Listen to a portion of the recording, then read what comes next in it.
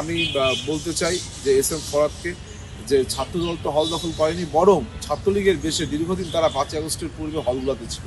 আমি আমার ব্যক্তিগত একটি কাহিনী শেয়ার করি। আমি যখন 5ই আগস্টের পর 6ই আগস্ট হলে আসলাম, হলের বৈধ শিক্ষার্থী হিসেবে হলে উঠতে গেলাম, তখন কিছু সংখ্যক শিক্ষার্থী তারা ওইখানে বললো আমরা সাধারণ শিক্ষার্থী, আপনি এখন হলে উঠতে পারবেন না।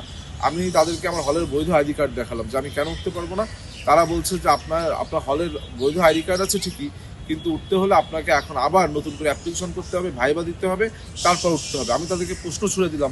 প্রতি সপ্তাহে সর্বোচ্চবার বিকাশ পেমেন্টে 50 জন হবেন পেমেন্ট চ্যাম্পিয়ন। জিতে নিন টিভি সহ আকর্ষণীয় সব প্রাইজ। যে তাহলে আপনারা এখনো কেন আছেন?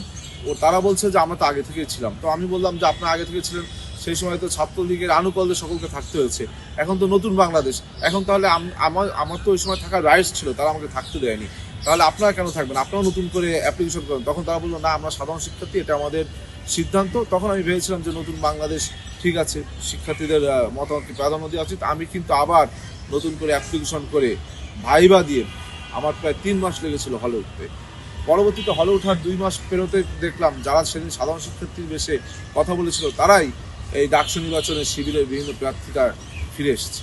তারাই বিভিন্ন সেই সময় তারা চালু করলো যে হলগুলোর বিভিন্ন শিক্ষার্থীদের যে প্রতিষ্ঠানগুলো রয়েছে, ডিবেটিং ক্লাব, নাট্য সংসদ, আপনার বাঁধন, রক্তদান ক্লাব সহ সকল ক্লাবে তারা একটি নিয়ম করলো যে কোনো রাজনৈতিক সংশ্লিষ্ট ব্যক্তিরা এই সংগঠন বা ক্লাব সমূহের প্রেসিডেন্ট সেক্রেটারি হতে পারবে না।